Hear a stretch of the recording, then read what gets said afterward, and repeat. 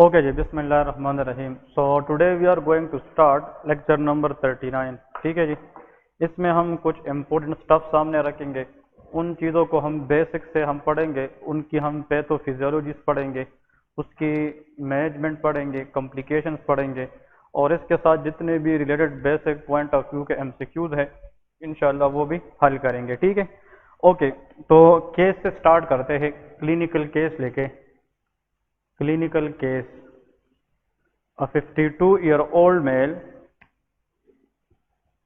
a 52 years old male,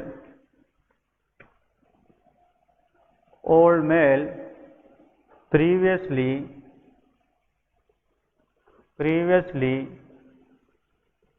known case of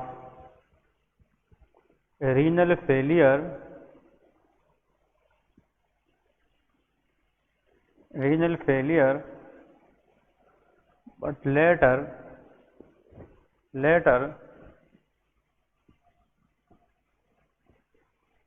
the doctor advised him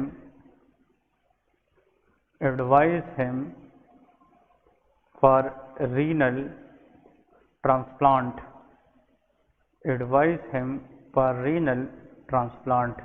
ठीक है जी। Okay, he received kidney from a recipient. After few days later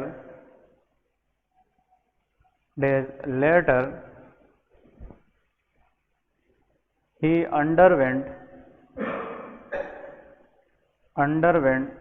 for kidney transplantation,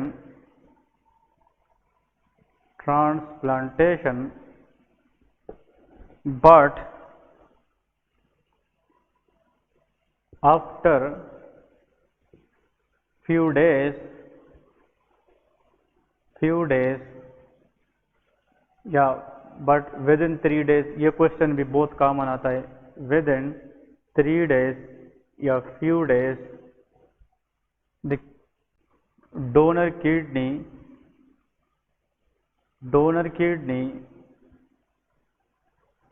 is rejected by the recipient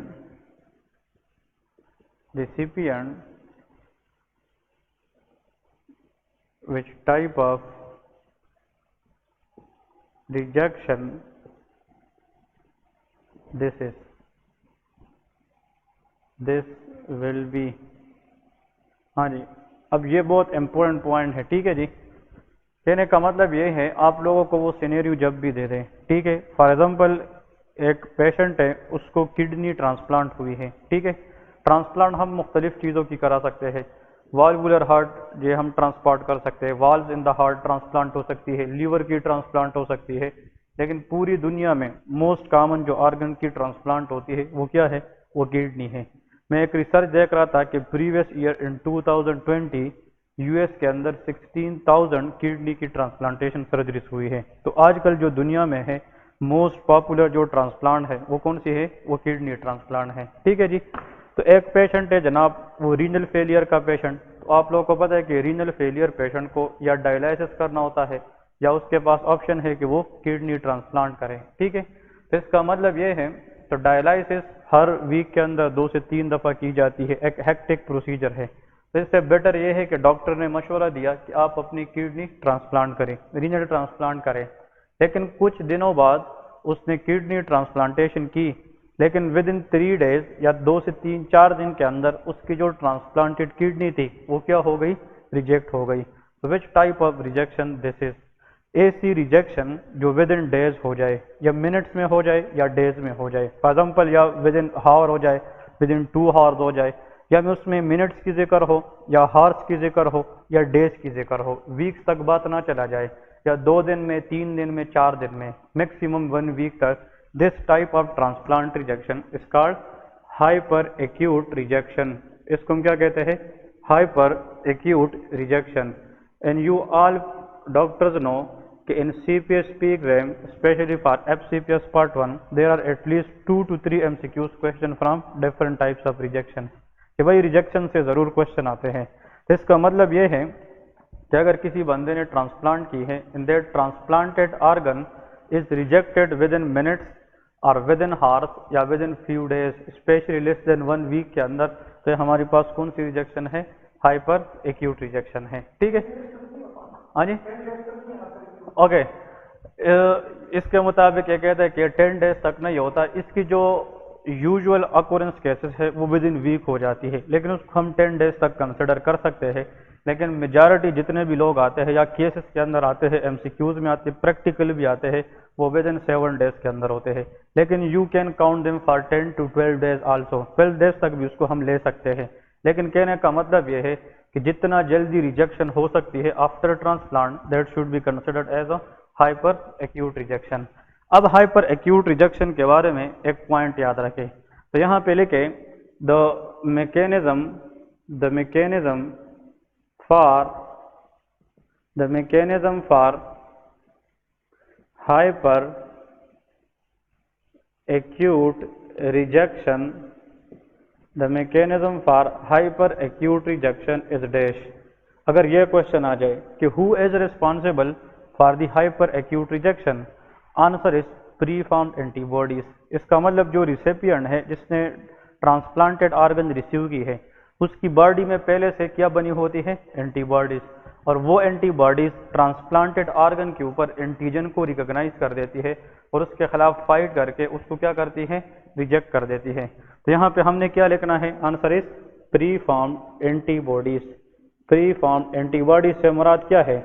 ये antibodies immune system बनाएगी या पहले से बनी पड़ी होती है? ये पहले से बनी पड़ी होती है, क्योंकि यहाँ पे आप लोगों ने एक थोड़ी सी ट्रिक के हिसाब से माइंड से सोच करना है कि विद इन मिनट्स अगर कोई चीज़ हो सकती है, विद इन मिनट्स या विद इन फ्यू डेज, इसका मतलब कि कोई बुलेट्स पहले से मौजूद है कि वो जाकर ट्रांसप्लांटेड ऑर्गन को क्या करे? रिजेक्ट करे। क्योंकि इम्यून सिस्टम को अपनी एंटीबॉडीज बनाने में और ट्रांसप्लांट की रिजेक्शन में फिर क्या लगता है? वो टाइम लग जाता है। तो वीक्स में भी हो सकती है, फिर मंथ्स में भी जा सकती है। तो अगर कोई organ within hours, within minutes और within few days reject हो सकता है, इसका मतलब कि इसकी वजह क्या है? प्री फॉर्म एंटीबॉडीज है। इस एंटीबॉडीज को कुछ बुक्स के लिहाज से हम और नाम भी देते हैं, it is also known as anti donor organ antibody. तो अब जो इम्यूनोलॉजी की न्यू रिसर्च है उसके हिसाब से इसको हम एंटी डोनर ऑर्गन एंटीबॉडीज भी कहते हैं। जो ऑर्गन हमने डोनेट किया है, जो ऑर्गन हमने दिया है रिसिपिएंट को, तो उस डोनर ऑर्गन के खिलाफ ही एंटीबॉडी एक्ट करती है। इसलिए pre formed antibody, previously synthesised antibodies को हम क्या कहते हैं? एंटी डोनर ऑर्गन एंटीबॉडीज भी कहते हैं। ठीक है, नेक्स्ट लेके hyper acute rejection. Hyper acute rejection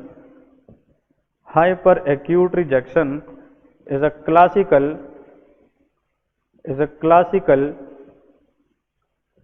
example of dash. हाँ जी, ये किस हाइपर सेंसिटिविटी रिएक्शन की क्लासिकल एग्जाम्पल है? तो हमने पढ़ा था कि अगर फॉर एग्जाम्पल एंटीबॉडीज आकर क्या करे? दूसरी डोनेटेड ऑर्गन को एज एंटीजन रिकॉग्नाइज करे, which hyper sensitivity reaction occur when antibody directly damage the antigen, that is type 2 hyper sensitivity reaction. तो hyperacute hyper sensitivity reaction is always of type 2। मैं quickly आप लोगों को बताता चलूँ, वो हाइपर सेंसिटिविटी रिएक्शन जो किसी खास पार्टिकुलर एलर्जिन की एक्सपोजर से होती है, जिसमें आईजीई एंटीबॉडी की रोल होती है, वो क्या है? टाइप 1। अगर एंटीबॉडी जिसमें या आईजीजी हो या आईजीएम, वो एंटीजन में जाकर फाइट करे और अपने नॉर्मल टिश्यू को डैमेज करे, वो टाइप 2 है। और अगर एंटीजन एंटीबॉडी आपस में कंप्लीमेंट सिस्टम के साथ इम्यून कॉम्प्लेक्स बनाए और वो डिपोजिट होना शुरू हो जाए, वो टाइप 3 है। और जिस एंटीबॉडी के जिस हाइपर सेंसिटिविटी रिएक्शन में एंटीबॉडी का रोल है ही नहीं, वो टी सेल मीडिएटेड हो, तो उसको क्या कहते हैं? टाइप 4 कहते हैं। तो यहाँ पे तो मेन रोल किसने प्ले किया है? प्री फॉर्म एंटीबॉडीज ने। तो यहाँ पे जो हाइपर सेंसिटिविटी रिएक्शन है वो क्या है? वो टाइप 2 है। क्लियर है? ये सारे के सारे गोल्ड स्टैंडर्ड एमसीक्यूज क्वेश्चन है। नेक्स्ट आप लोगों के साथ ये एमसीक्यूज भी आता है कि विच इज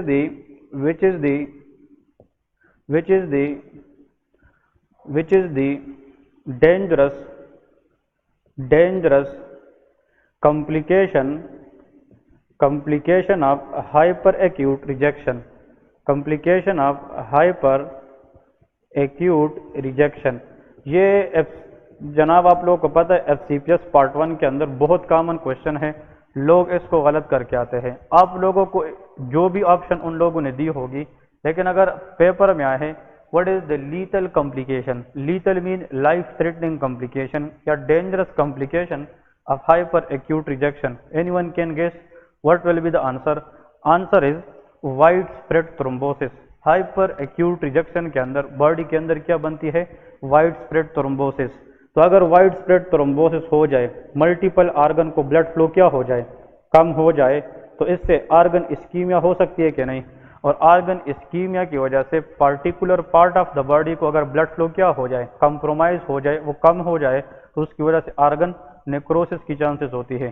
तो अगर हाइपर एक्यूट रिजेक्शन हो जाए, तो हाइपर एक्यूट रिजेक्शन में जो लीथल कॉम्प्लिकेशन है वो क्या है? वाइड स्प्रेड थ्रोम्बोसिस है। इससे हम मजीद आर्गन खो सकते हैं।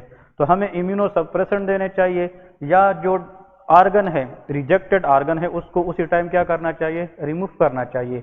We can not wait for the drug. Those organ who is rejected in hyper acute, the best treatment is to remove that grafted organ again. जब तक वो ग्राफ्टेड आर्गन हम रिमूव ना करें, तब तक ये एंटीबॉडीज एबनॉर्मली अटैक्स करेगी और ये जाकर क्या करा सकेगी? वाइड स्प्रेड थ्रोम्बोसिस कराएगी। तो फिर मल्टीपल आर्गन में इस्कीमिया के चांसेस होगी, जिसकी वजह से मल्टीपल आर्गन के अंदर नेक्रोसिस के चांसेस भी हो सकती है। मैं ये प्रूफ करता हूँ कि इसमें वाइड स्प्रेड नेक्रोसिस किस तरह होती है, ठीक है। लेकिन हमने क्या बताया, क्लास का फायदा यह है आप लोगों को रीजंस पता चल जाती है जब आप लोग अपने लिए फिर प्रिपेयर करते हैं, दैट इज वेरी इजी। तो देखिए 3-4 question. The type of rejection which is occur two minutes to days, ऐसा रिजेक्शन जो ट्रांसप्लांट आर्गन के बाद मिनट्स टू डेज में हो जाए, 10 to 12 डेज तक, वो क्या है? हाइपर एक्यूट रिजेक्शन है। हाइपर एक्यूट रिजेक्शन की मेन मैकेनिज्म वो किस वजह से होती है? प्री फॉर्म्ड एंटीबॉडी, जिसको एंटी डोनर आर्गन एंटीबॉडीज भी कहते हैं। और दूसरी बात, हाइपर एक्यूट रिजेक्शन में कौन सी हाइपर सेंसिटिविटी रिएक्शन है? Type 2।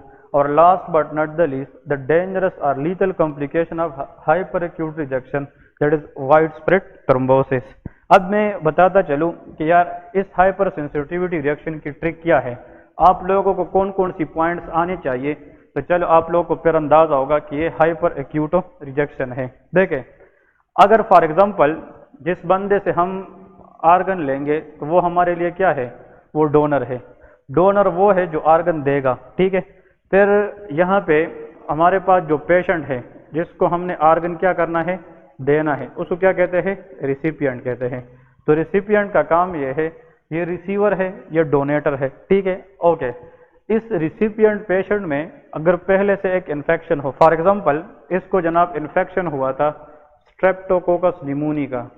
Streptococcus pneumoniae is a bacteria which can cause infection, या ग्रुप बी स्ट्रेप्टोकोकाई, GBS जिसको कहते हैं। मतलब कोई भी आप बैक्टीरिया ले लें, उसने एक माइल्ड इन्फेक्शन कराई थी किस बंदे में? रिसिपिएंट पेशेंट में। तो these bacterias are act as antigen. ये क्या कर रहे हैं? एंटीजन। पैथोजन है, पैथोजन के अंदर क्या होता है? जो लीथल कंपोनेंट है पैथोजन का, जो टिश्यू को डैमेज करते हैं, उसको क्या कहते हैं? एंटीजन। तो इसके खिलाफ इस पेशेंट की इम्यून सिस्टम क्या बनाएगी? Antibody. This is the immune system, and against this foreign antigen the immune system will produce antibodies. तो ये तो जनाब एंटीबॉडीज प्रोड्यूस करेगी, ठीक है, एंटीबॉडीज। अब ये एंटीबॉडीज तो इस एंटीजन का मुकाबला करेगी, ठीक है। लेकिन इस एंटीबॉडीज का अगर ये इन्फेक्शन माइल्ड फिर भी चल रही हो, या ये इन्फेक्शन अब खत्म हो गए हैं, लेकिन still there is raise level of this antibody, ये एंटीबॉडी अगर ब्लड में रह गए, मतलब इसका लेवल रह गया, और उस वक्त 1-2 दिन के बाद इस बंदे ने डोनर से जनाब किडनी रिसीव की, किडनी, अब सुन ले, अब ये एंटीबॉडी किडनी रिसीविंग के बाद बनेगी या पहले से बनी हुई है? ये पहले से बनी हुई है। इसको हम कौन सा नाम दे चुके हैं? Pre formed antibody. तो ये एंटीबॉडी तो पहले इन्फेक्शन के खिलाफ बने थे, लेकिन या वो इन्फेक्शन है लेकिन उसकी सिविरिटी कम है, एंटीबॉडी भी फिर भी है, या इन्फेक्शन से रिसेंटली बंदा ठीक हुआ है, लेकिन स्टिल जो लेवल है एंटीबॉडी की वो क्या है? वो हाई है। अगर उस टाइम ये डोनर बंदा किडनी रिसीव करे, तो इस किडनी के ऊपर जो एंटीजन है वो ये antibody as a foreign antigen recognise करेगी। मतलब ये कि जो डोनेटेड किडनी है इसको ये as a foreign antigen recognise करेगी और इसके साथ क्रॉस रिएक्ट करके किडनी की फंक्शन को रिजेक्ट कर देगी। तो ऑर्गन रिजेक्शन हो गई क्या नहीं? तो इस ऑर्गन रिजेक्शन में टाइम ज़्यादा लगेगा कि कम लगेगा? कम लगेगा। इसमें कोई मिनट से लेकर डेज तक टाइम लगेगा। तो ऐसा रिजेक्शन जिसमें मिनट्स टू डेज लगे और उसमें जो ट्रांसप्लांटेड ऑर्गन है वो प्री फॉर्म्ड एंटीबॉडी जाकर रिजेक्ट करे, तो ऐसे रिजेक्शन को हम क्या कहते हैं? Hyper acute rejection. ये समझ आ गई कि नहीं? This is what pathophysiology is all about the hyper acute rejection.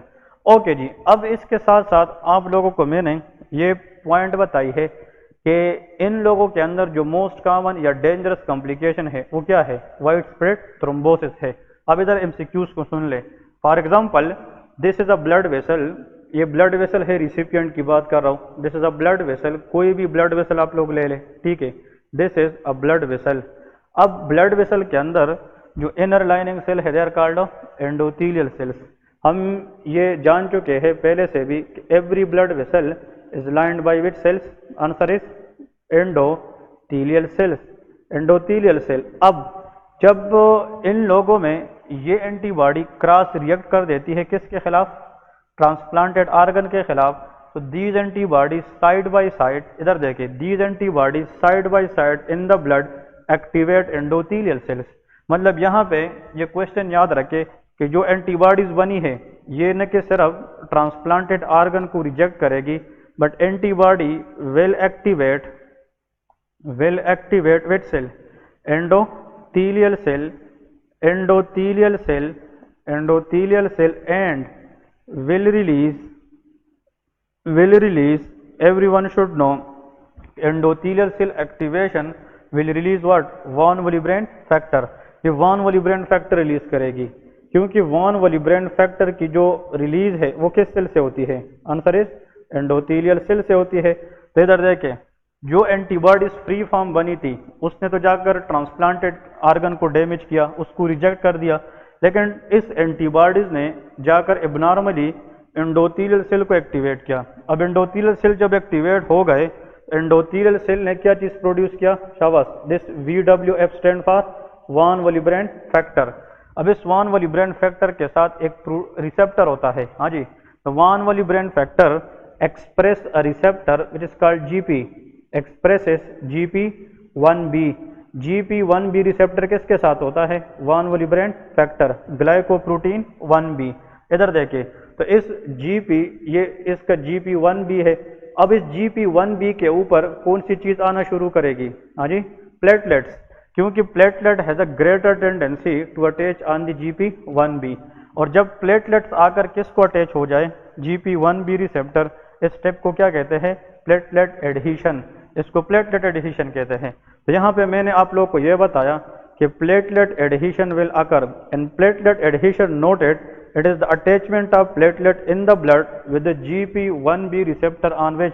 Von Willebrand factor. और जब प्लेटलेट इसमें अटैच हो जाए, this platelet will undergo some conformational changes, structural changes इसके अंदर आएगी, और ये एक और रिसेप्टर पर एक्सप्रेस करेगी जिसको हम GP2B3A कहते हैं। तो इधर देखिए, इस प्लेटलेट के ऊपर जो रिसेप्टर आएगी उसका नाम क्या है? GP2B and 3A। ये मैं हेमाटोलॉजी के अंदर पढ़ाऊंगा, लेकिन आप लोगों को प्रूफ करता हूँ कि वाई अगर हम ये ना पढ़े फिर क्लास का फायदा नहीं है, ताकि आप लोगों को क्लियर क्रिस्टल पता चले कि हाइपर एक्यूट रिजेक्शन में वाइड स्प्रेड थ्रोम्बोसिस क्यों होती है, वाई इट इज लीथल। तो देखें, फिर से मैं यहाँ पे आप लोगों को बताता चलूँ सिंपली। हाइपर एक्यूट रिजेक्शन में पहले से पड़ी हुई क्या रिएक्ट करती है? एंटीबॉडी। एंटीबॉडी ट्रांसप्लांटेड ऑर्गन पे रिएक्ट करके उसको रिजेक्ट कर देती है, but these antibody side by side activate which cell in the blood vessel? Endothelial cell. Endothelial cell activate करके ये किस चीज की रिलीज को बढ़ाएंगे? Von Willebrand factor. Von Willebrand factor express which receptor? GP1B। और इस GP1B पे जब कौन सी चीज अटैच हो जाए? Platelet. This step is called platelet adhesion. अब यहाँ पे क्या है?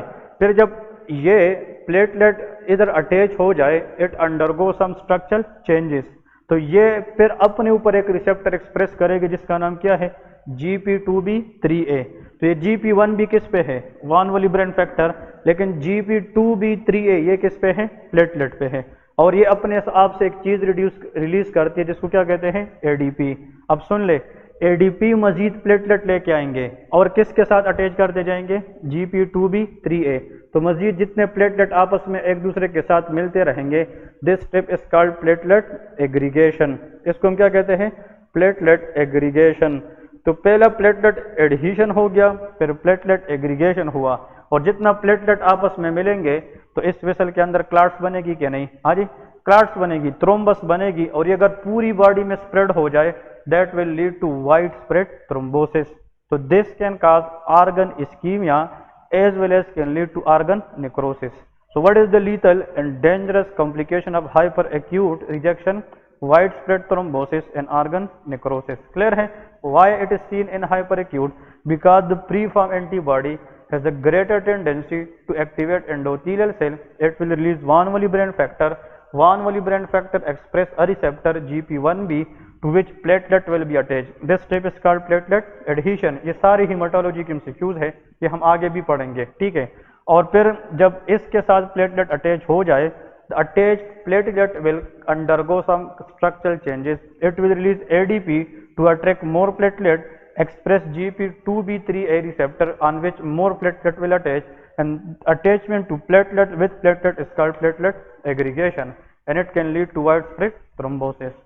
So this is what we all have from the pocket of hyperacute rejection. Very very important steps. अभी आप लोग ये भी पता होना चाहिए रिजेक्शन के कई और टाइप्स भी है, कौन कौन सी। एक तो हाइपर एक्यूट रिजेक्शन हमने पढ़ लिया। रिजेक्शन के एक और टाइप का नाम है एक्यूट रिजेक्शन। एक्यूट रिजेक्शन भी एग्जाम में आता है। एक्यूट के बाद दूसरा कौन सा है, क्रोनिक रिजेक्शन।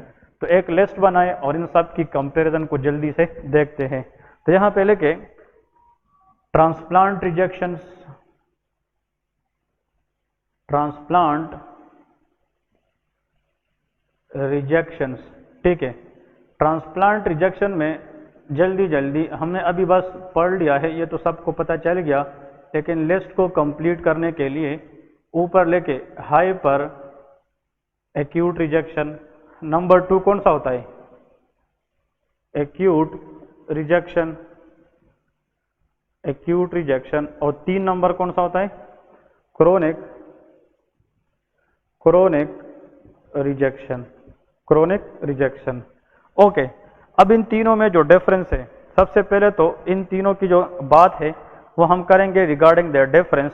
तो इन तीनों की सबसे पहले हम क्या करेंगे, ऑनसेट, कि कब रिजेक्शन के बाद सिम्टम्स आएगी। तो यहाँ पे तो लेके ऑनसेट, कि भाई ऑनसेट टाइम बहुत इम्पोर्टेंट है और ये बहुत मैटर करता है। तो इसकी जब ऑनसेट होगी तो कब होगी, हाँ जी विद इन मिनट्स, ये मिनट्स टू डेज। तो यहाँ पे लेके मिनट्स टू डेज या विद इन मिनट्स। तो इसकी ऑनसेट जो फीचर है ये मिनट्स टू डेज। तो ये जल्दी है कि स्लो है, ये जल्दी है। इसका रीजन क्या है, प्रीफॉर्म एंटीबॉडीज, याद रखना है। अगर कोई ऑर्गन हम ट्रांसप्लांट करें और उसकी रिजेक्शन हो जाए लेकिन उसमें टाइम लगे वीक्स टू मंथ्स, 4 हफ्ते के बाद, 10 हफ्ते के बाद, महीनों बाद, वो कौन सा होगा, एक्यूट रिजेक्शन। तो यहाँ पे लेके वीक्स टू मंथ्स, ये वीक्स टू मंथ्स है, ठीक है। और लास्ट इसमें क्या लगते हैं, हाँ जी मंथ्स टू ईयर्स, ये मंथ्स टू ईयर्स है। तो भाई ये एक पॉइंट आप लोग को 1000 चीजें जो है ना आसान कराती है। With in days hyper acute rejection, with in weeks two months acute rejection, और मंथ से ईयर तक अगर बात जाए तो ये कौन सी है, क्रोनिक रिजेक्शन होती है। फिर लेके पैथोजेनेसिस, यहाँ पे नेक्स्ट हेडिंग दे पैथोजेनेसिस, कि पैथोजेनेसिस क्या है। तो पैथोजेनेसिस आप लोगों को अभी मैंने क्या बताया, it is due to preform antibody. Hyper acute rejection जो है ये क्यों होता है, it is due to preformed antibody. किसी इन्फेक्शन के खिलाफ एंटीबॉडीज बनी थी और वो जनाब बॉडी में रह गई थी। अगर वो ट्रांसप्लांटेड ऑर्गन के ऊपर एंटीजन को as a foreign antigen recognise करे, it will reject that very very quickly, minutes to days के अंदर, ठीक है। और ये हमारे पास क्या है, हाइपर सेंसिटिविटी रिएक्शन टाइप 2 है। क्लियर है, एमसीक्यूज क्वेश्चन याद रखने हैं। मैंने ये सारा डिस्कस कर लिया आप लोगों को। अब यहाँ पे 2 चीजें याद रखें। मैंने क्या बोला कि जो प्रीफॉर्म्ड एंटीबॉडी है ये किस चीज की एक्टिवेशन कराती है, एंडोथेलियल सेल की, और वहां से क्या रिलीज करती है, वान वॉलीब्रेंड फैक्टर, वो थ्रोम्बोसिस करा सकती है। और ये भी याद रखे, preformed antibody side by side have the ability also to activate complement system activation. और कॉम्प्लीमेंट सिस्टम अगर एबनॉर्मल एक्टिवेट हो जाए तो वो भी कोagulation कर सकती है क्या? नहीं, वो भी थ्रोम्बोसिस करा सकती है। ब्लीडिंग को रोकने में या इन्फेक्शन के खिलाफ फाइट करने में कॉम्प्लीमेंट सिस्टम का काम है, तो कॉम्प्लीमेंट सिस्टम एबनॉर्मल यहाँ पे एक्टिवेट हो जाती है। ठीक है, अब यहाँ पे कमेंट्स में लेके कमेंट्स कि इसकी कमेंट्स क्या है, कमेंट्स में ये लेके wide spread thrombosis, wide spread thrombosis leading to organ ischemia and necrosis, cell death. इसलिए हम ग्राफ को क्विकली क्या करेंगे, graft has to be quickly removed, graft must be removed, क्योंकि अगर हम ग्राफ्ट को रिमूव नहीं करेंगे तो ये एंटीबॉडी इसी तरह एबनॉर्मल कॉम्प्लीमेंट सिस्टम को एक्टिवेट करती रहेगी और ये एबनॉर्मली जाकर वॉन वॉल्यूब्रेन फैक्टर की रिलीज को बढ़ाएगी from endothelial cell and that will lead to more wide spread thrombosis and that is a very lethal complication of the hyper acute rejection. Okay, बात है एक्यूट रिजेक्शन की तरफ। अब acute rejection में आप लोगों ने दो चीजें याद रखनी है।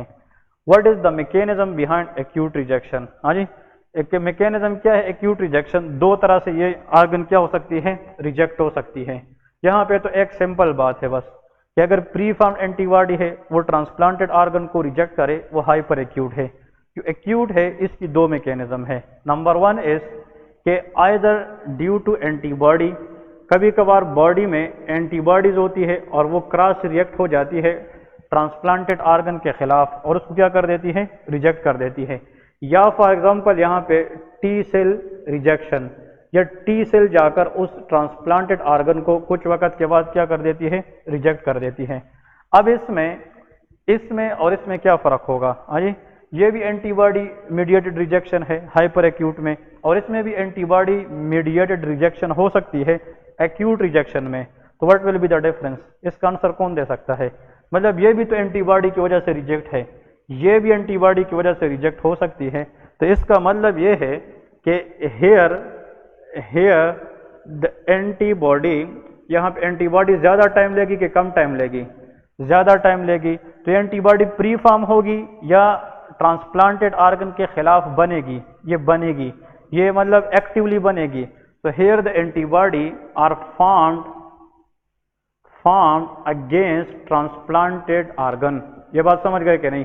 अगेंस्ट ट्रांसप्लांटेड आर्गन, इसका मतलब ये है कि जो आर्गन हमने ट्रांसप्लांट की है उसके खिलाफ क्या बनेगी, एंटीबॉडीज बनेगी, तब जाकर वो क्रॉस रिएक्ट करेगी। तो एंटीबॉडीज बनने में और उस एंटीबॉडीज को transplanted antigen as a foreign recognise करने में हफ्तों से लेकर महीनों तक टाइम ले सकता है। तो यहाँ पे तो एंटीबॉडी पहले से पड़ी हुई थी प्री फॉर्म, तो उसको शूट करने में इतना टाइम नहीं लगता था, वो जल्दी रिएक्ट कर देता था, ट्रांसप्लांट आर्गन को खत्म कर देता। लेकिन यहाँ पे एंटीबॉडी जरूर है, लेकिन वो पहले बनेगी तो फिर जाकर वो रिएक्ट करेगी, तो उसमें कितना टाइम लगेगा, वीक्स टू मंथ्स लगते हैं। और याद रखें, ऐसा रिजेक्शन जो किस मीडिएटेड हो जाए, एंटीबॉडी, उसको ह्यूमोरल रिजेक्शन कहते हैं। Humoral is the word use for antibody mediated. Humoral, याद रखें ह्यूमोरल, इसका मतलब ह्यूमोरल से मुराद ये है कि ये ऐसा रिजेक्शन है जिसके अंदर क्या होता है, एंटीबॉडी मीडिएटेड। तो इधर देखें, मैं ये कह सकता हूँ कि this rejection is similar to hyper acute except that antibody develop after transplant, कि जो ट्रांसप्लांट हुई थी उसके बाद एंटीबॉडी बनी थी। टी सेल रिजेक्शन में याद रखें CD8 T cell, CD8 positive cell, इसका दूसरा नाम क्या है, cytotoxic T cell. Cytotoxic T cell can recognise the foreign antibody, foreign transplanted organ is a abnormal antigen and they cross react with that and that lead to damage। और ऐसा rejection जो T cell mediated हो, CD8 करे, तो hyper sensitivity कौन सी होगी, type 4 होगी। तो अब एमसीक्यूज को सुन ले। अगर फॉर एग्जांपल एक्यूट रिजेक्शन में ये देखा गया कि एंटीबॉडीज बनी थी, एंटीबॉडीज, और उसने जाकर क्या किया, आर्गन को रिजेक्ट किया, तो ये ह्यूमोरल है, ये कौन सी हाइपर सेंसिटिविटी है, टाइप 2 है, still it's type 2। But if acute rejection is mediated by CD8 cell, उन those cases it will be type 4 hyper sensitivity. तो जो एक्यूट रिजेक्शन है इसमें हाइपर सेंसिटिविटी 2 हो सकती है, 2 भी हो सकती है और 4 भी हो सकती है। अब आप लोग कहोगे कि हम एग्जाम में कैसे पता चलेगा, वो आप लोग को सिनेरियो में बताएंगे कि पेशेंट में जो रिजेक्शन की काज है वो टी सेल मीडिएटेड है या एंटीबॉडी मीडिएटेड है, उससे आप अंदाजा लगाएंगे कि ये जनाब टाइप 2 हाइपर सेंसिटिविटी है या हमारे पास हो टाइप 4 हाइपर सेंसिटिविटी रिएक्शन है। ठीक है, अब यहाँ पे देखें, यहाँ पे तो काफी टाइम हुआ है, मतलब ट्रांसप्लांटेड आर्गन ने कई दिन गुजारे हैं, कई वीक्स मंथ्स गुजारे हैं, तो इसका मतलब सिविरिटी इतना ज्यादा नहीं होगी। यहाँ पे तो बस आर्गन आया और डायरेक्ट रिजेक्ट किया, रास्ते से रिजेक्ट किया तो उसमें हम डायरेक्टली आर्गन को रिमूव करते हैं, लेकिन यहाँ पे रिजेक्शन में ज्यादा टाइम लग गया तो कुछ ना कुछ इस ट्रांसप्लांटेड आर्गन ने बॉडी में अडाप्टेशन की होती है। तो हम अगर ऐसी ड्रग दे जिससे हम इस रिस्पॉन्सेस को कम करें तो हम रिजेक्शन को रिवर्स कर सकते हैं कि नहीं। तो लेकिन हाई डोज इम्यूनोसप्रेसेंट, इसके अंदर हम क्या देते हैं, high dose immunosuppressant. High dose immunosuppressant मतलब ये है कि हम ऐसे ड्रग देते हैं जिससे हम इम्यूनिटी को सप्रेस करें, तो हाई डोज स्टीरॉयड देते हैं, और स्टीरॉयड देने से हम एबनॉर्मल एंटीबॉडीज प्रोडक्शन और टी सेल मीडिएटेड डैमेज को काफ़ी हद तक क्या कर सकते हैं, कम कर सकते हैं, और इससे जनाब हम ट्रांसप्लांट रिजेक्शन को रिवर्स कर सकते हैं। इसके बाद लेके chronic rejection. Chronic rejection, chronic rejection कब होती है, it is specially occur months two years, ये महीने भी लेती है और सालों तक ये टाइम ले सकती है, मंथ्स टू ईयर्स तक ये बात जाती है। क्रोनिक रिजेक्शन में ये आप लोगों ने 2 चीज़ें याद रखनी है। Chronic rejection is similarly occur, ये बिल्कुल जो है ना सिमिलरली होती है as like acute rejection, humoral भी हो सकती है और टी सेल मीडिएट भी हो सकती है। तो उसमें कौन सी हाइपर सेंसिटिविटी रिएक्शन, दोनों, टाइप 2 भी टाइप 4 भी हो सकती है। इसका मतलब यह है कि सिमिलर एज एक्यूट इसकी पैथोजेनेसिस है, similar as acute hyper sensitivity इसमें टाइप 2 भी होगी, ह्यूमोरल एंटीबॉडी मीडिएटेड, और हाइपर सेंसिटिविटी रिएक्शन टाइप 4 भी होगी। इसके अंदर जनाब टी सेल मीडिएटेड डैमेज भी होगी, लेकिन इसमें सिर्फ आप लोगों ने एक केयर करनी है, because this is long run, ये लॉन्ग टर्म रिजेक्शन है, so it will leads to type 4, but in this case, but in chronic rejection, in chronic rejection there will be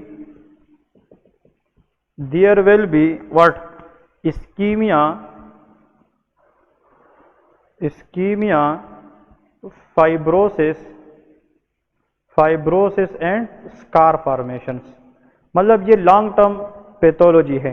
तो इसके अंदर जनाब इस्कीमिया भी होगी मुख्तलिफ जगहों की, और अगर ब्लड ज़्यादा देर तक ना मिले उन एरियाज की फाइब्रोसिस चांसेस भी होती है, and after that there is a risk of what, scar formation. तो इसके अंदर जनाब आप लोगों को रिकरेंट स्कार फॉर्मेशन भी देखने को मिल सकती है। So this what we have from the pocket of chronic rejection.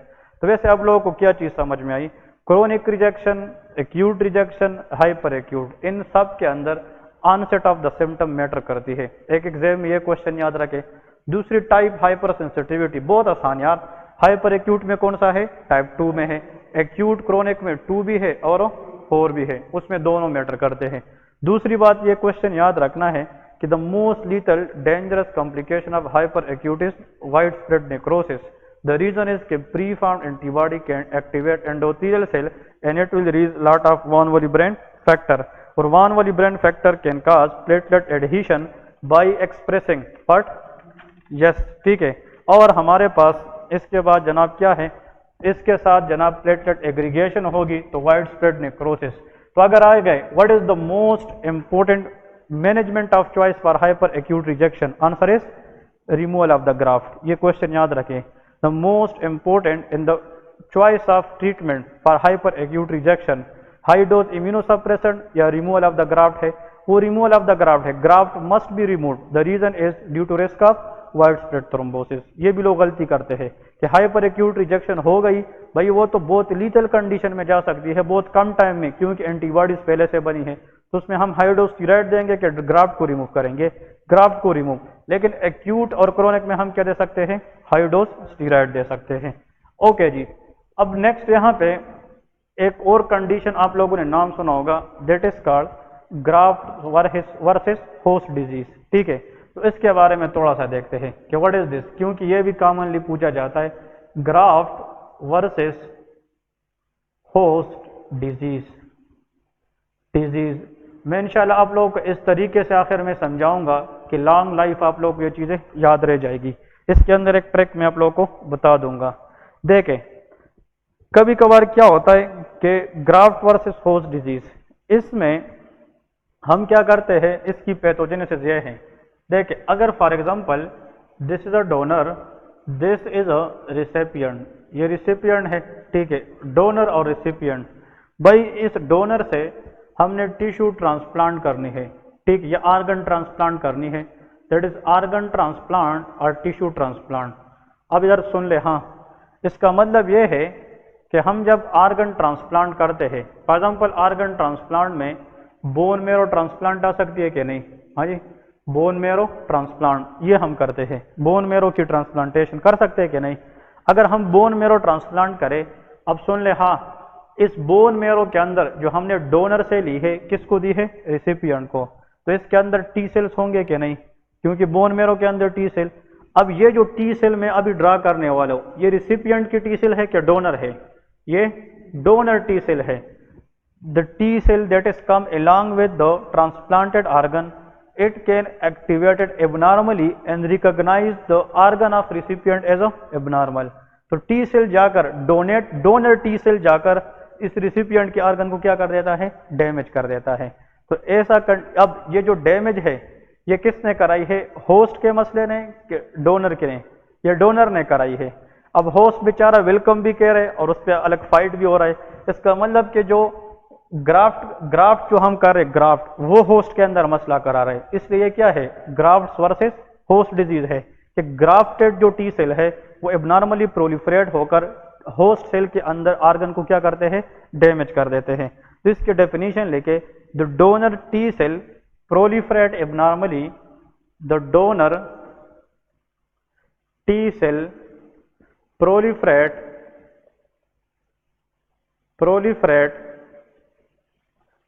abnormally and cross react with host tissue and organs leading to damage।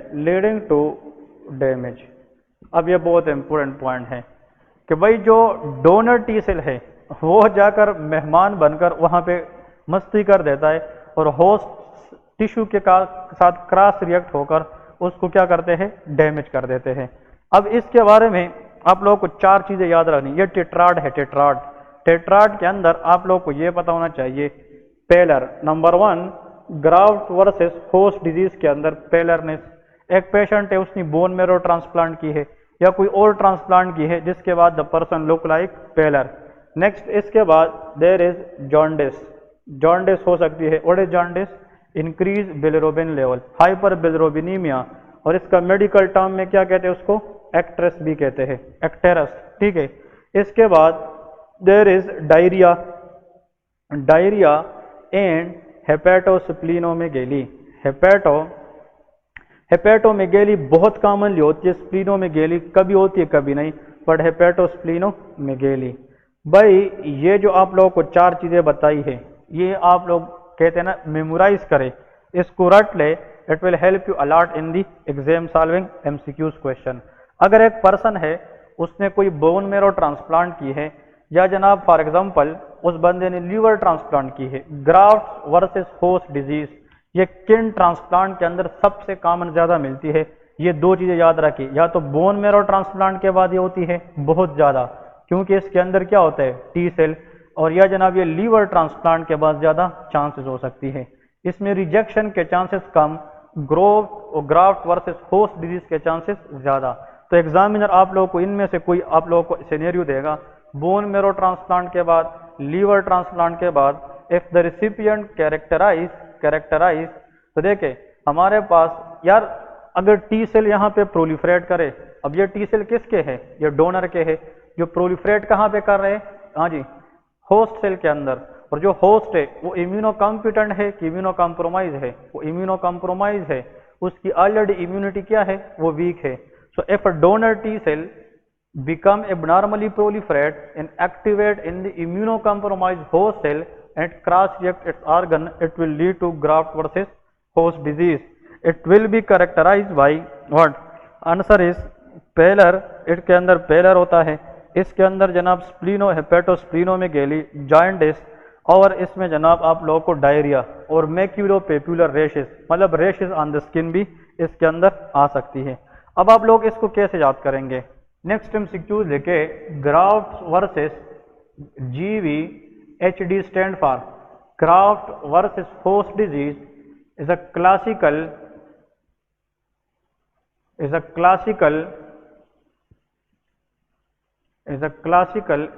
Example of dash. हाँ जी, अब graft versus host disease is a classical example of which hyper sensitivity reaction, हाँ जी it is what, it is which hyper sensitivity reaction, it is type 4 hyper sensitivity reaction. इसका मतलब ये है it is type 4 hyper sensitivity reaction. Why, the reason is it is T cell mediated, ये भी हमसे cues आता है, ठीक है ना। तो graft versus host disease it is a classical case of what, type 4 hyper sensitivity reaction. Clear है। अब आप लोगों ने मुझसे ये सवाल नहीं पूछा कि यार इसकी टाइम ऑनसेट क्या है, हाँ जी time onset for hyper acute कितना था, मिनट्स टू डेज, एक्यूट का कितना है वो वीक्स टू मंथ्स है, और क्रोनिक का कितना है मंथ्स टू ईयर्स है, इसका कितना है, there is no time limit. The time onset for graft versus host disease is variable, वो वेरी करता है, ये जल्दी भी आ सकती है, ये बाद में भी आ सकती है। So time onset is variable, ये भी याद रखिए। Onset of time, onset of feature, onset of time in graft versus host disease is vary, vary mean it is changing, मतलब ये डिफरेंट टाइप्स में हो सकती है, जल्दी भी सिम्टम्स आ सकती है और बाद में भी सिम्टम्स आ सकती है, ठीक है। अब आप लोग मुझे ये बताएं कि अगर फॉर एग्जांपल हम यहाँ पे इसकी एक थोड़ी सी जनाब आखिर में मतलब इसकी कंसेप्ट्स को देखें, कंसेप्ट्स डेवलप करें, तो फिर आप लोगों को जनाब कैसे होगा। देखें हमारे पास जो पहले हाइपर एक्यूट है, अब एमसीक्यूज यहाँ से आप लोग जल्दी जल्दी निकालें। हाइपर एक्यूट है, another is acute rejection, chronic rejection, chronic rejection, और इसके बाद नेक्स्ट आप लोग लेके ग्राफ्ट वर्सेस होस्ट डिजीज, ये हमने पढ़ ली। इसका रीजन क्या है, प्री फॉर्म्ड एंटीबॉडी है। ये एंटीबॉडी डोनर के साथ आई थी या रिसिपिएंट की थी, ये रिसिपिएंट में थी, तो इसका मतलब कि इसकी जो डैमेज है ये होस्ट कराता है, होस्ट मीन रिसिपिएंट, जिसको हम क्या दे रहे हैं, ट्रांसप्लांट दे रहे हैं। इसका इशू क्या था, या तो ये एंटीबॉडीज की वजह से है या टी सेल की वजह से है, लेकिन टी सेल भी किसकी है, रिसिपिएंट की है, होस्ट की है, और एंटीबॉडी भी कौन बनाएगी, होस्ट बनाएगी। तो ये डैमेज भी कौन कराता है, हाँ जी होस्ट कराता है क्या नहीं। इसका इशू भी इस जैसा है क्या नहीं, chronic rejection pathogenesis is same as acute rejection, तो इसका इशू भी कौन कराता है, होस्ट सेल। इसमें मेन इशू टी सेल का है, लेकिन ये टी सेल होस्ट का है या डोनर का है, या डोनर का है। तो ये एमसीक्यूज भी आप लोगों ने याद रखे कि all type of rejection mediated by host cross react, जो होस्ट की टिश्यूज है उसकी क्रॉस रिएक्शन की वजह से hyper acute, acute and chronic rejection होती है। But the only one which is due to T cell proliferation from the donor side, that will be graft versus host disease. Clear है। तो graft versus host disease, इसकी अगर classical case आ जाए, it is the best example of which hyper sensitivity reaction, type 4 hyper sensitivity reaction. Why, the reason is it is mediated by T cells. याद रहेगी क्या नहीं, ये बहुत इंपॉर्टेंट पॉइंट्स है, ये वाला लिख लिया है ये साइड, ओके। अब नेक्स्ट, ये रिजेक्शन क्लियर हुए क्या नहीं, तो रिजेक्शन के एमसीक्यूज जरूर 2 से 3 होंगे। Try to catch in the exam, if you solving the MCQs try to focus on the statement. Statement के अंदर 1-2 पॉइंट्स ऐसी होती है जिस पर वो चेक करते हैं बंदे को, स्टूडेंट को, कि आइदर ही और शी इज फोकस और नॉट। तो during MCQ solving try to focus on that, ठीक है, ओके। अब नेक्स्ट कुछ इंपोर्टेंट एमसीक्यूज हैं। इसकी तरफ जाते हैं। पहले एक बेस रखते हैं फॉर एमसीक्यूज, फिर इसके अंदर हम इसकी कंसेप्ट पढ़ेंगे। ओके, लिखे अ graft of tissue between two individuals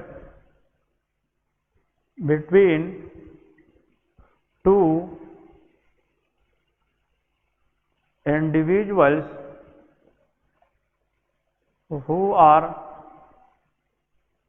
genetically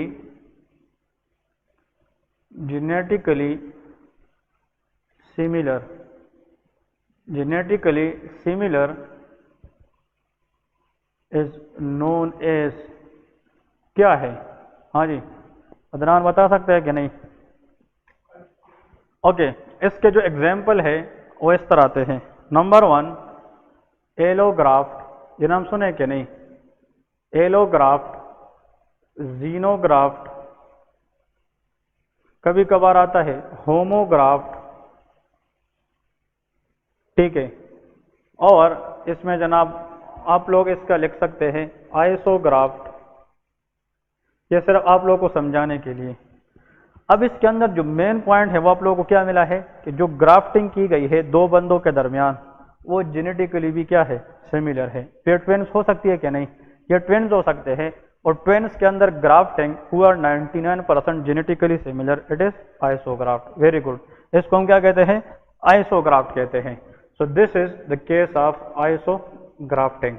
okay, अब another question that tested highly in the exam, वो भी जनाब बहुत बार बार एग्जाम के अंदर आता है कि patient is a known case of severe coronary artery stenosis, advice for cabbage coronary artery bypass grafting. तो देखिए, a patient is previously known case of severe coronary artery stenosis, but now advice for coronary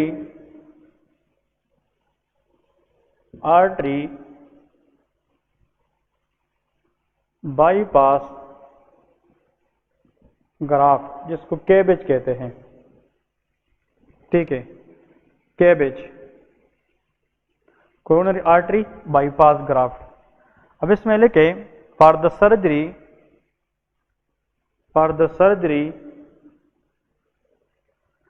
the great saphenous vein is taken,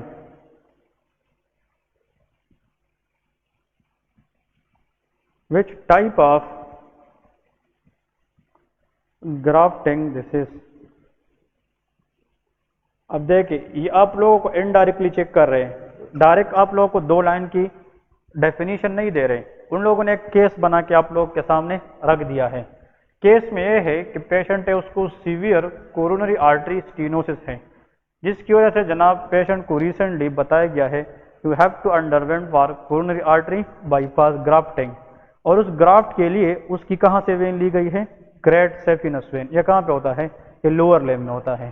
देखिए, lower limb में जो medial side great to की side पे ये जो हड्डी है, इसके ऊपर एक बड़ा वेन है, big vein, that is called great saphenous when.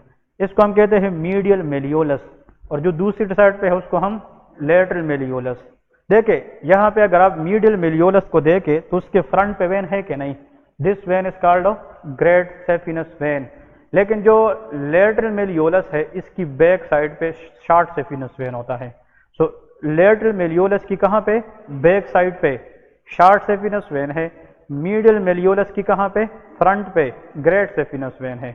So which vein is easily to resect? Great saphenous vein.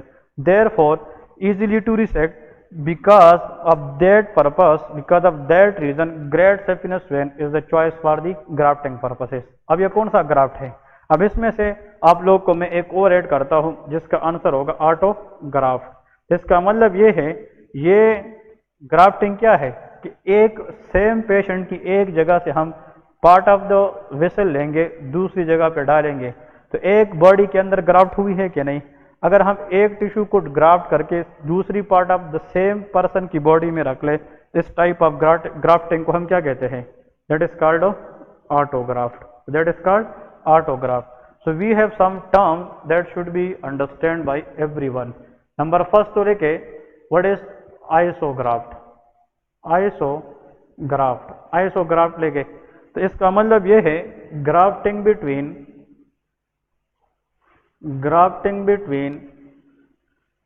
Genetically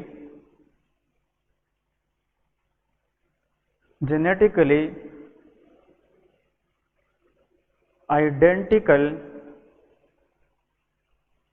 individuals. अगर दोनों बंदे जेनेटिकली आइडेंटिकल हो, उसके अंदर ग्राफ्टिंग को हम क्या कहते हैं? That is called isograft. For example twins के दरमियान ग्राफ्टिंग को हम आइसोग्राफ्ट कहते हैं। फिर नेक्स्ट यहाँ पे लेके व्हाट इज द एलोग्राफ्ट। हाँ, इसकी डेफिनेशन कौन कर सकता है? एलोग्राफ्ट। What is allograft?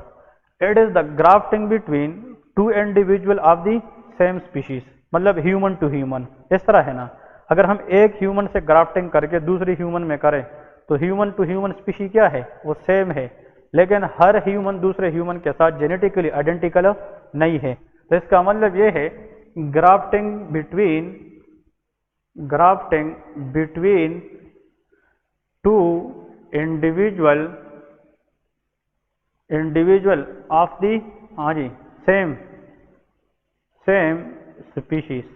कभी कभार आप लोगों को कंफ्यूज करने के लिए वो ये भी बताते, एक मंकी से दूसरे मंकी में ग्राफ्टिंग क्या है? एलोग्राफ्ट है। स्पीशीज तो उसकी सेम है ना, लेकिन ह्यूमन टू ह्यूमन भी क्या है? वो एलोग्राफ्ट है। नेक्स्ट देखे व्हाट इज दी जीनोग्राफ्ट। और इधर देखे इस एलोग्राफ्ट को दूसरे नाम में हम, ये सिमिलर स्पीशी में है, सिमिलर मीन होमो, सेम स्पीशी, इसको होमोग्राफ्ट कहते थे। पहले इसको हम होमोग्राफ्ट भी कहते थे। अगर नेक्स्ट आ जाए जीनोग्राफ्ट का मतलब क्या है? Grafting between two individual of the different species. इसके अंदर स्पीशीज डिफरेंट हो जाती है, डिफरेंट स्पीशीज। कल भी मैं न्यूज़ में देख रहा था, रिसेंटली साइंटिस्ट ने मतलब मंकी के ऊपर हाइब्रिड बनाने की जनाब वो तजुर्बा किया है, ताकि इससे ग्राफ्टिंग की जो क्वालिटी है उसको इन्हांस कर सके। तो इसका मतलब ये है, जीनो का मतलब क्या है? डिफरेंट, कि स्पीशी डिफरेंट है, animal to human, human to animal. इस किस्म की ग्राफ्टिंग को हम जीनोग्राफ्ट। तो ये ग्राफ्ट आपस में सेम है, स्पीशीज की के डिफरेंट है, इस वजह से इसको हम हेट्रोग्राफ्ट भी कहते थे पहले। वैसे आजकल तो इसको हम जीनोग्राफ्ट कहते हैं, लेकिन पहले इसको हम क्या कहते थे? हेटेरोग्राफ्ट। क्योंकि ये जो ग्राफ्टिंग है it is done between the different species, ये डिफरेंट स्पीशीज के सामने होती है। ठीक है, ओके। नेक्स्ट आते हैं ऑटोग्राफ्ट द फोर्थ नंबर। भाई इसमें भी एक एमसीक्यूज आप लोगों का पक्का आता है। इस तरह कोई आप लोगों को सिनेरियो दी होगी, डिपेंडिंग अपॉन दैट वो आप लोगों से ग्राफ्ट पूछेंगे। Grafting of tissue from one part to another of the same species, मतलब सेम स्पीशी, मतलब sorry, another part of the same individual, मतलब एक ही बंदे में, सेम इंडिविजुअल में अगर एक जगह से हम ग्राफ्ट ले ले दूसरे में पुट करें। ये ग्राफ्ट वैसे किस लिए यूज होता है? जिस तरह एक मिसाल मैंने केब्स के लिए दिया है, कुछ लोग एक पार्ट ऑफ द स्किन को लेकर दूसरी पार्ट में लगाते हैं। कब? Anyone when there is badly damage in 3rd degree burn. मतलब यह है कि हीलिंग को एनहांस करने के लिए, स्कार्स को प्रिवेंट करने के लिए वो कहीं से ऐसी जगह से स्किन ग्राफ्ट लेते हैं जो एक्सपोज ना हो, और वो एक्सपोज पार्ट पे रखते हैं, जिससे इंसान की जो स्किन टेक्सचर है उसको क्या करे? इम्प्रूव कर सके। तो यहाँ पे जनाब ये क्या है? ऑटोग्राफ्ट है। ठीक है जी। तो और इस आइसोग्राफ्ट के लिए अगर कभी कभार एग्जामिनर आप लोगों को थोड़ा सा जो है ना ट्रिकी दे, तो उसको हम सिंजीनियक ग्राफ्ट भी कहते हैं, सिंजीनियक ग्राफ्ट। सिंजीनियक यहाँ से सिन मीन सिमिलर, तो सिमिलर स्पीशीज, इसको हम क्या कहते हैं, syngeneic graft, it is also known as isograft. Okay जी, नेक्स्ट ये चीज आप लोगों ने याद रखनी है कि आखिर में एक एमसीक्यूज इसके साथ ऐड करें, which is again very very important one, कि which graft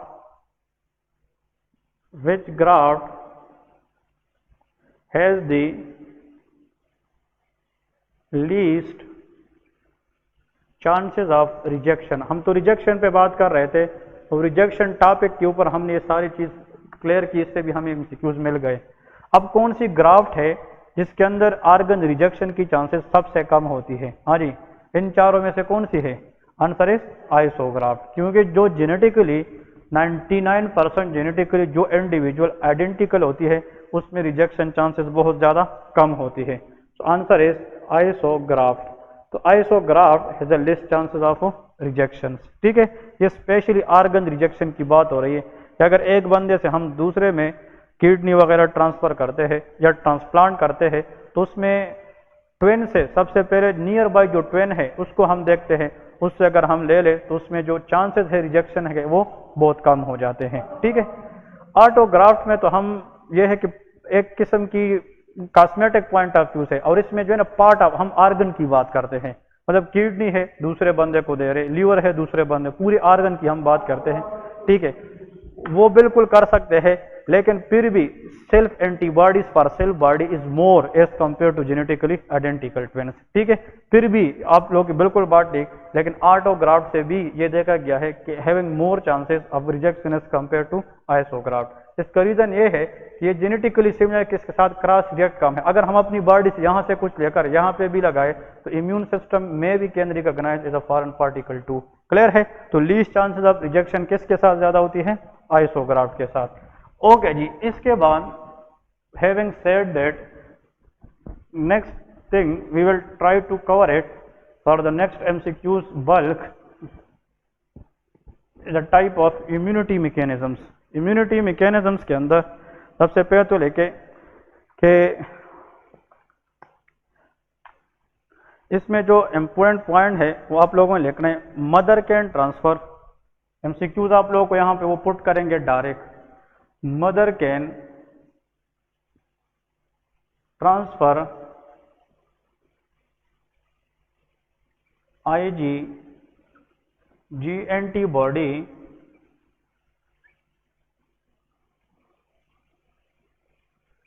to the fetus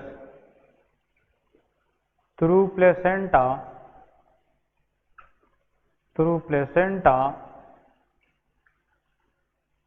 which will provide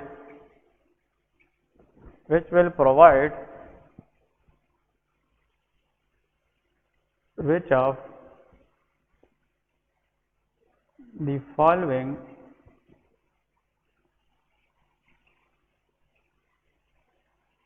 immunity. हाँ जी, इस तरह क्वेश्चन देंगे कि IgG can transfer by the mother through placenta to the foetus and that antibody in the foetus will provide which type of immunity. अब इसको हम बाद में देखते हैं, पहले हम इम्यूनिटी की टाइप्स को देखते हैं। There are different types of immunity.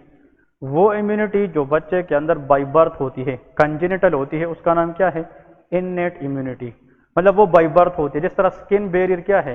Innate immunity है। म्यूकोजल बैरियर क्या है? इननेट इम्यूनिटी है। Natural killer cell innate immunity है। और वो इम्यूनिटी जो after the birth exposure to antigen produce होती है वो क्या होती है? Acquired immunity.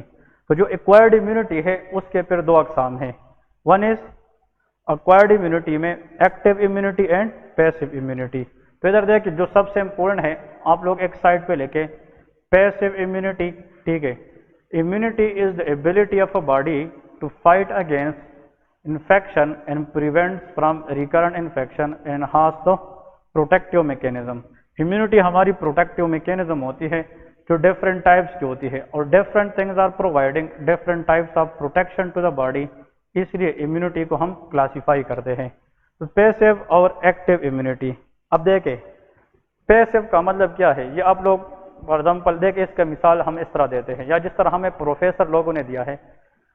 अगर आप फॉर एग्जाम्पल किसी काम के लिए जा रहे, अब सुन ले, हाँ ये बहुत इंपॉर्टेंट है, इंसान किसी काम के लिए जा रहे, दिहाड़ी करता है, वो काम करेगा, वो एनर्जी लगाएगा, तो तब उसको अर्निंग मिलेगी। उसको क्या कहते हैं? एक्टिव मनी या एक्टिव अर्निंग, कि वो कुछ कर रहा है तो वो कुछ ले रहा है, तो उसको क्या कहते हैं? Active earning. कुछ लोग होते हैं वो इन्वेस्टमेंट करते हैं, तो उसके पैसा तो पड़ा होता है लेकिन वो तो काम नहीं कर रहे होते। अब एक घर है, किसी ने रेंट पे दी है, अब वो घर तो उसने रेंट पे दी है, उसको न जाना पड़ता है, न उसके लिए काम करना पड़ता है, लेकिन हर महीने उसको पैसे आते हैं कि नहीं? उसको क्या कहते हैं? Passive earning. इसका मतलब जिस पर इंसान की करंट एनर्जी लगे और वो एंटीबॉडीज प्रोड्यूस करके क्या बनाए? इम्यूनिटी। वो कौन सी होगी? एक्टिव। और ऐसी इम्यूनिटी जिस पर इम्यून सिस्टम को खबर तक भी ना हो फिर भी इंसान प्रोटेक्ट हो जाए, उसको क्या कहते हैं? Passive immunity. तो अगर इम्यून सिस्टम एंटीबॉडीज बनाए और इम्यूनिटी दे, वो क्या है? एक्टिव है। और अगर हमें एंटीबॉडी किसी ने पहले से दी है, प्री फॉर्म पड़ी है पहले से, और वो एंटीबॉडी जाकर रिएक्ट करे एंटीजन से, वो इम्यूनिटी दे, वो क्या है? Passive immunity. तो पैसिव इम्यूनिटी में मैं क्या नहीं लिखना चाहता हूँ? It is due to pre form antibody. ये किस वजह से होती है? Pre form antibody. So it is due to pre formed antibodies. तो ये जनाब बॉडीज में पहले से पड़ी होती है ये एंटीबॉडी, ये क्रॉस रिएक्ट करती है specially with what? Antigen, and it will give us immunity. लेकिन ये जो है ना, it is due to production of antibody upon exposure to what? Antigen. अगर हम एंटीजन को एक्सपोज हो जाए, उस एक्सपोजर की बेस पे जो इम्यून सिस्टम एंटीबॉडी देकर इम्यूनिटी देगी, वो कौन सी होगी? एक्टिव इम्यूनिटी होगी। तो मुझे ये बताए किस इम्यूनिटी में शो होने में टाइम लगेगा? इसमें टाइम लगेगा कि नहीं? क्योंकि यहाँ पे एंटीबॉडीज बनने में टाइम लगता है, ये एंटीबॉडी तो पहले से पड़ी होती है। तो ये रैपिड ऑनसेट है और वो स्लो ऑनसेट है। जिसमें लिखे इट इज रैपिड ऑनसेट। इसका मतलब ये है कि ये रैपिड ऑनसेट है, ये जल्दी काम करता है क्योंकि ऑलरेडी एंटीबॉडीज पड़ी है, बनी बनाई है। और इट इज हाँ जी स्लो ऑनसेट, क्योंकि यहाँ पे एंटीबॉडीज बनेगी तब जाकर वो रिएक्ट करेगी तो हमें इम्यूनिटी मिलेगी। लेकिन इसका एक आप लोगों को ये चीज समझाऊं, जितना ये रैपिड ऑनसेट है उतना ये शॉर्ट टर्म है। मतलब ये आता भी जल्दी है, खत्म भी जल्दी होता है, शॉर्ट टर्म। और आप लोगों को मैंने बताया था कि वारफरीन का एग्जांपल दिया था कि वारफरीन वार है, जंग है, लगती नहीं है, स्लो ऑनसेट है, लगती है तो लॉन्ग टर्म होती है। तो ये स्लो ऑनसेट है, एक्टिव, लेकिन वंस और immune system produce antibody it will fight for long time. तो ये शॉर्ट टर्म है कि लॉन्ग टर्म है? That is a long term. ये इसकी 2-3 डिफरेंसेस मैं आप लोगों को बताने लगा हूँ।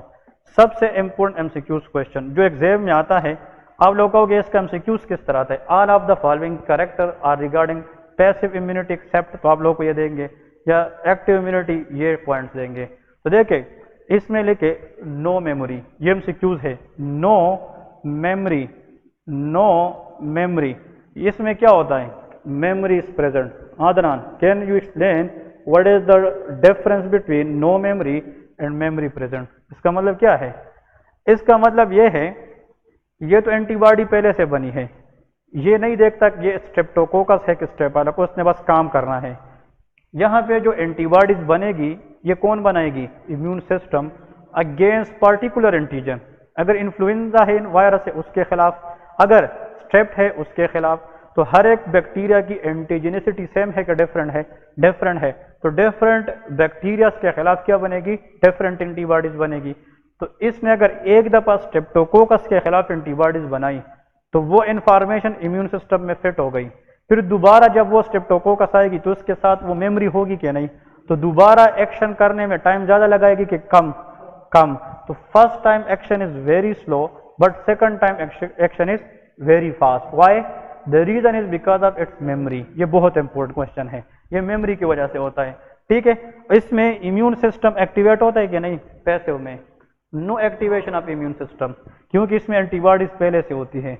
No activation of immune system is required इसमें हमें इम्यून सिस्टम को एक्टिवेट करने की ज़रूरत नहीं होती, no activation of immune system, और इसमें always required, activation of immune system is always required. इसमें इम्यून सिस्टम एक्टिवेट होगी तब जाकर हमें क्या मिलेगी, इम्यूनिटी मिलेगी। ये क्लियर हुआ कि नहीं? ये हमारे पास थे जनाब एमसीक्यूज के लिए कि द फीचर्स बिटवीन या differentiate feature between passive immunity versus active immunity.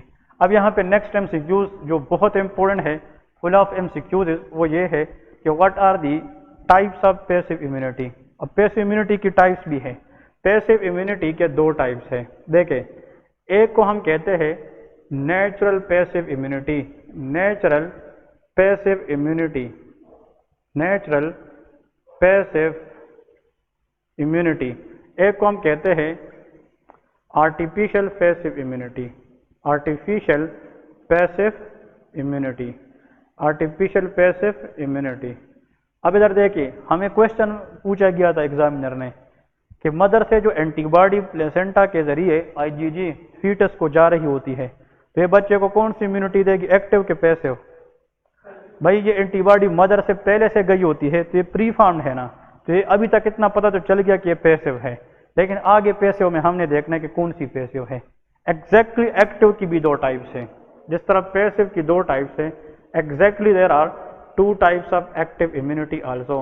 Number one is natural active immunity, natural active immunity, ठीक है। और इसके बाद लेके number two is artificial active immunity. Clear है? ये भाई डिफरेंसेस याद रखे और इससे एक एमसीक्यू पक्का आता है एग्जाम्पल्स में, ठीक है। अब एग्जाम्पल में जो आप लोगों ने याद रखनी है, देखें जो ब्रेस्ट मिल्क है सिक्रीशन से, उसमें कौन सी एंटीबॉडी है, IgA। तो ब्रेस्ट मिल्क से अगर बच्चे को एंटीबॉडी जाए तो ये पैसिव है कि एक्टिव है? भाई ब्रेस्ट मिल्क में एंटीबॉडी गई बच्चे में प्री फॉर्म, वो पैसिव है। लेकिन ये ब्रेस्ट मिल्क जो है ये आर्टिफिशियल है कि नेचुरल है? नेचुरल। तो it is a natural passive immunity. ये कौन सी है? Natural passive. तो यहाँ पे लेके IgA in the breast milk. अब ये कंसेप्ट समझ गए कि नहीं? IgA इन ब्रेस्ट मिल्क, ये सारी कंफ्यूजिंग चीजें हैं, लेकिन इसको आप लोग इस तरह आसान बना सकते हो। Okay, which antibody can cross placenta? IgG। तो ये आर्टिफिशियल थी कि नेचुरली माँ से गई है, मतलब नेचुरली गई है। So IgG crossing placenta reaching to the foetus, till the example of natural passive immunity. तो यहाँ पे आप लोग लिखे IgG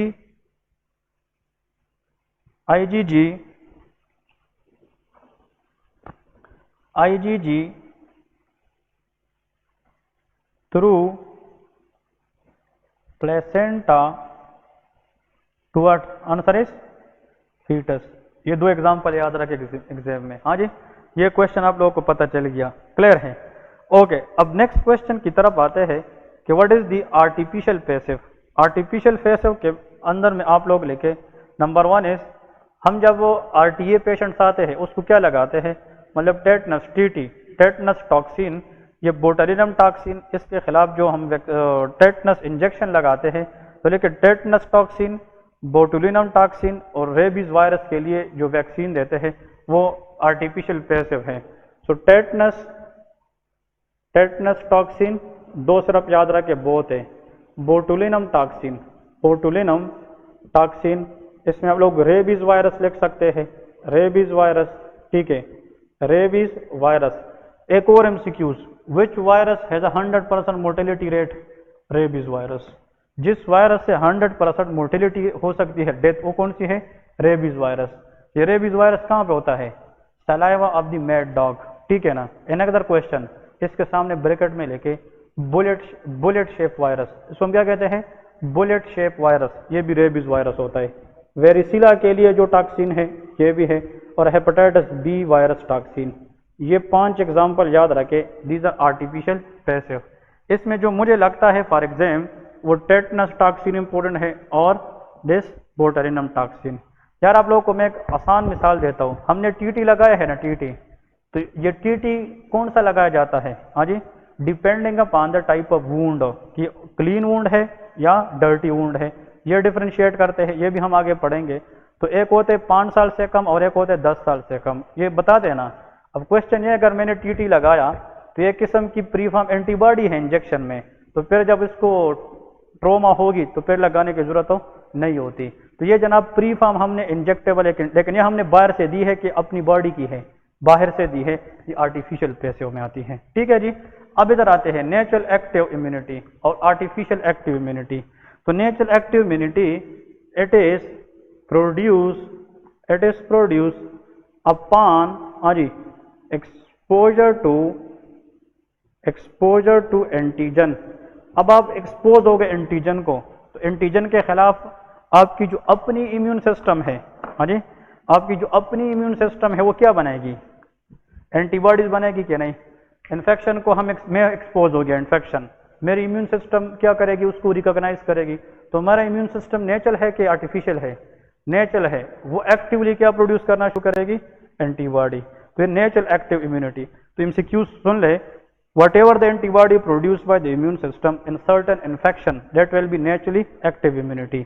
लेकिन अगर हम क्या देते हैं, वैक्सीन देते हैं, वैक्सीनेशन याद रखें, इसमें क्या होता है, वैक्सीन में हम किसको स्टिमुलेट करते हैं, इम्यून सिस्टम को, ताकि उसके खिलाफ जनाब हम उस जैसा, हम वैक्सीन जब बनाते हैं या तो कोई माइक्रोबियल एजेंट होता है, इसका कोई पार्ट होता है, इसको या किल्ड करते हैं या एटुनुएट कर देते हैं, और हम इम्यून सिस्टम को एक्टिवेट करते हैं। एक टॉक्साइड का नाम सुना है, toxoid is a type of vaccine. ठीक है, इसका मतलब क्या है, ये जो वैक्सीन है इसमें इम्यून सिस्टम एक्टिवेशन होती है कि नहीं, हाँ जी, वैक्सीन में इम्यून सिस्टम एक्टिवेशन होती है कि नहीं, होती है, लेकिन ये हम बाहर से देते हैं, तो ये क्या है, आर्टिफिशियल एक्टिव है। In immunity where immune system activation is required should be considered active immunity. जिसमें इम्यून सिस्टम एक्टिवेशन नहीं होती वो पैसिव इम्यूनिटी होती है। तो मेरा आंसर अब क्या बन गया, mother can transfer IgG through placenta to the foetus, it will be a classical case of, answer is, इसका आंसर क्या है, that will be natural passive immunity. वो क्या है, नेचुरल पैसिव इम्यूनिटी है। ठीक है जी, ये नेचुरल पैसिव इम्यूनिटी है। So this is what we have from the pocket of different MCQs question, very commonly asked in the exam. देखिए यहाँ पे मैं एक चीज आप लोगों को लिख रहा हूँ, ये जो फर्स्ट एड है इसमें एक आप लोगों को ये भी लिखा है, रिमेंबर के लिए, to be healed very rapidly, मतलब जल्दी ठीक होना, रैपिडली, ये याद रखें। हाँ जी, T stand for tetanus toxin, B for botulinum toxin, H for hepatitis B virus toxin, V for varicella आरपियर रेबीज को bullet shape virus having 100% mortality ratio. This is the mnemonic for the artificial passive immunity. Clear है। जब इंशाल्लाह इसके बाद next आगे फिर continue करेंगे। ठीक है।